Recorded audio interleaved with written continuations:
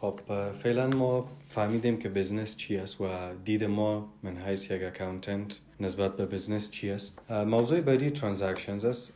قسمی که از نام خود پیپر را که ما میخوانیم معلوم است، Recording Financial Transactions. ما نیاز داریم که بفهمیم که اصلا کدام نوع معاملات به طور عمده در یک بزنس صورت میگیره و ای که چگونه ثبت میکنیم را در طول این پیپر قرار است بخوانیم. ولی عمدتاً ما در یک بزنس دو نوع از اکتیویتی های اصلی و عمده داریم که ما برش میگیم پرایمری اکتیویتیز. اولین موضوع سلینگ.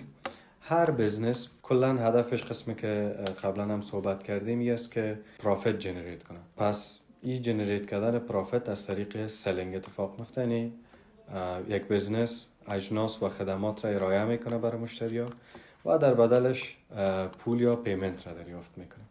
نوع دومی از اکتیویتی هایی که در یک بزنس اتفاق میفته بایینگ است که شامل purchasing goods and services from suppliers to facilitate operations. یک بزنس به خاطر از که امور روزمره خود به گونه درستش ادامه بده نیاز داره که یک سلسله اجناس را و خدمات را تهیه بکنه. یا ای که اگر بزنس مانیفکتچرینگ را ما من حیث مثال در نظر بگیریم، اینا اجناس را به طور عمده خریداری میکنن و بعداً دوباره ایرا با پروفیت به فروش میرسانن. پس یک نوعش میشه purchasing of goods. و یا ای که بعض خدمات را اینا خریداری میکنن. به طور مثال یک بزنس اگر آنلاین بزنس خود را انجام میده یا یک فروشاتش از طریق آنلاین صورت میگیره، نیاز داره که پول وای فای را پرداخت بکنه و وای فای یک سرویس هست. به خاطر تهیه از این نیاز دارن که به یک سپلایر یا از یک بزنس دیگه که در سکتور وای فای کار میکنه ایره تهیه بکنه. یعنی کلا به طور عمده ما دو نوع فعالیت‌های اصلی داریم، یکی سلینگ و دیگه هم بایینگ. مثالش چی بوده میتونن؟ اولین مثالش اگر ما در اندستری ریتیلرز یا در صنعت خرده فروشی مد نظر بگیریم یا یک بزنس خرده فروشی، تمام اجناس را که اینا خریداری میکنن جزء بایینگ است و اجناس دیگه که و امی اجناس را که اینا دوباره به فروش میرسانن یا میشه جزء سلینگ. اگر ما یک بزنس سرویس پرووایدر را مد نظر بگیریم، مثالش چی بوده میتونه؟ مثلا گاراژز یا به اصطلاح هم جایی که شما ترمیمگاه موتر، یعنی موتر را جایی که ترمیم میکنین.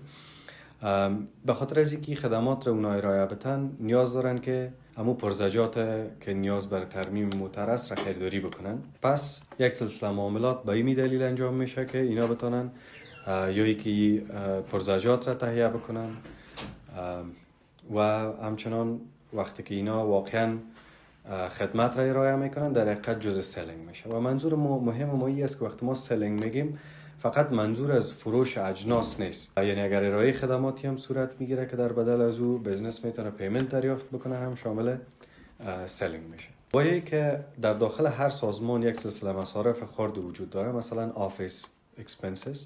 ای آفیس اکسپنسز میتونه چی باشه؟ مثلا استیشنری، قرطاسیه یا هم کامپیوتر. هر بزنس نیاز داره که یک سلسله مصارف را انجام بده برای اینکه بتونه امور روزمره خود پیش ببره. به طور مثال اگر ما در نظر بگیریم یک بزنس را که در بخش فروش کامپیوتر مشغول است، یا ای که اگر ما یک بزنس را مد نظر بگیریم که اینا به طور مثال شما اگر شرکت اپل را مد نظر بگیرین، اینا درست است که کامپیوتر و یا ای که آیفون اینا را تولید میکنن، ولی به خاطر از این کارهای روزمره خود پیش ببرن نیاز دارن که از این کامپیوتر استفاده کنن، امور را ثبت کنن، طرح و دیزاین بکنن.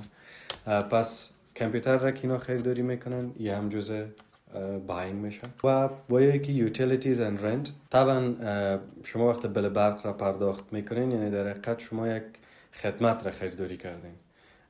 شما از برق استفاده کردین که بتونین امور روزمره تان را به حیث یک بزنس به پیش ببرین و پولی که پرداخت میکنین در مقابل پس این جزء چی میشه؟ جزء بایینگ میشه. و یکی که شما از امپلوی یا کارمندهایتان از نالجشان استفاده میکنین، یعنی ما از منابع بشری استفاده میکنیم که امور روزمره خود را به پیش ببریم. پس معاشره که شما به اینا پرداخت میکنین ما به او میگیم پیرول، که شما به خاطر کاری که در بدل کاری که کارمندانتان بر شما انجام میده پول را پرداخت میکنین.